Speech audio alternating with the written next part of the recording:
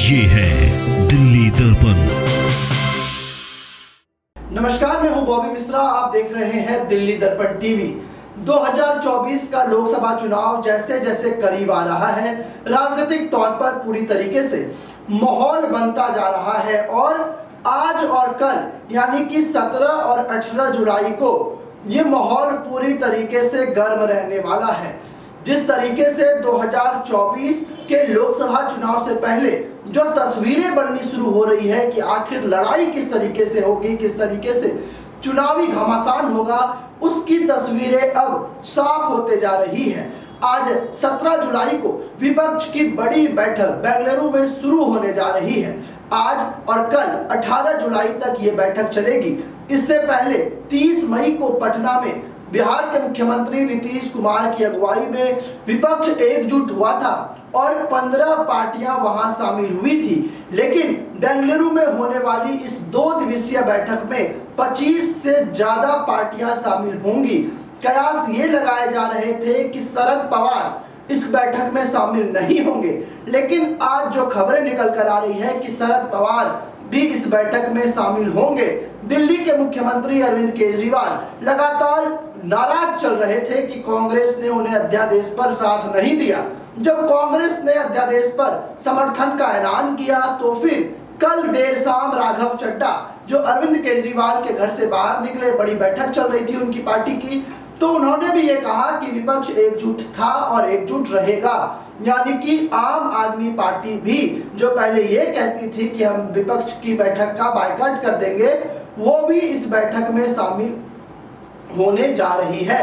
इसके अलावा यदि बात करें सोनिया गांधी की, तो बड़ी खबर यह है कि सोनिया गांधी भी विपक्ष की इस बड़ी महा बैठक में शामिल होने के लिए बेंगलुरु जा रहे हैं। इसके अलावा कांग्रेस खेमे से मल्लिकार्जुन खड़गे जो राष्ट्रीय अध्यक्ष हैं, कांग्रेस के पूर्व सांसद राहुल गांधी जो पटना की बैठक में भी मौजूद थे, वो वहां रहेंगे। इसके अलावा अखिलेश यादव शामिल होंगे बैठक में, ममता बनर्जी शामिल होंगी। जो विभिन्न जो है गैर भाजपा शासित राज्य हैं, वहां पर जिनकी जिनकी सरकारें हैं, वो इस बैठक में शामिल होंगे।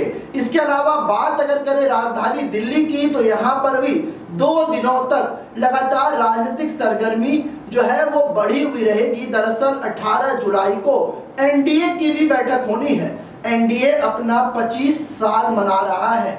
ऐसे में बीजेपी की अगुवाई में एनडीए की बैठक होगी, जिसकी अध्यक्षता खुद प्रधानमंत्री नरेंद्र मोदी करेंगे।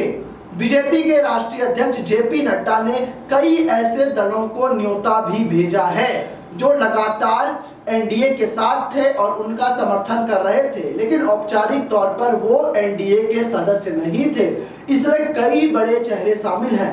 यदि बात आज की करें तो आज भी राजनीतिक तौर पर दिल्ली में जो है व्यस्तता वाला दिन रहेगा, क्योंकि केंद्रीय गृह मंत्री अमित शाह आज ऐसे ही एनडीए नेताओं से मुलाकात करेंगे, जिसमें सबसे पहला नाम चिराग पासवान का सामने आ रहा है। आज चिराग पासवान और अमित शाह की मुलाकात हो सकती है।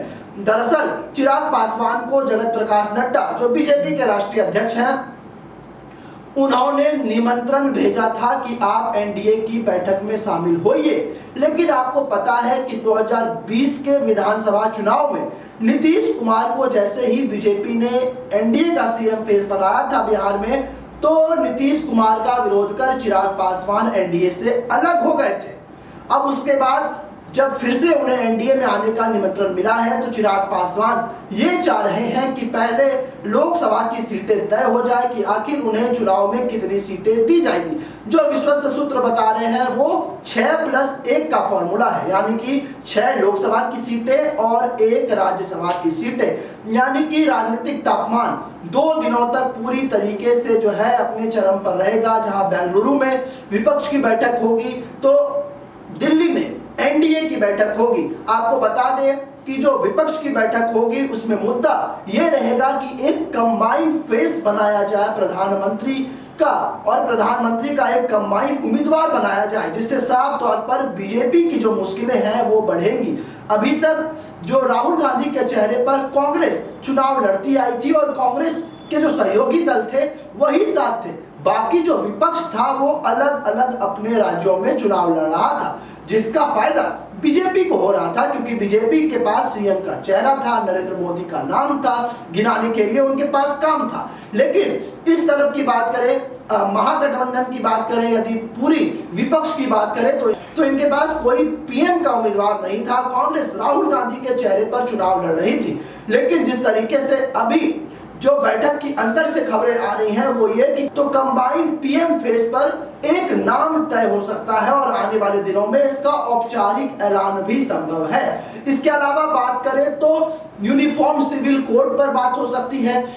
संसद का सत्र शुरू होने वाला है, उसमें बीजेपी को कैसे घेरे, इस पर बात हो सकती है। महंगाई, बेरोजगारी सहित कई ऐसे मुद्दे हैं जिस पर विपक्ष की बैठक में जो है बातें हो सकती है। अब देखने वाली बात होगी कि क्या कुछ विपक्ष की बैठक से निकलकर सामने आता है। हम लगातार इस मुद्दे पर बने हुए हैं, लगातार जो अंदर की खबरें हमारे तक पहुंच रही है वो आपको हम बता रहे हैं। तो फिलहाल इतना ही, आप देखते रहिए दिल्ली दर्पण टीवी। लेटेस्ट खबरों के लिए सब्सक्राइब करें हमारा YouTube चैनल या फिर लॉग ऑन करें www.delhidarpantv.com। खबरों की कवरेज और विज्ञापनों के लिए संपर्क करें इस नंबर पर।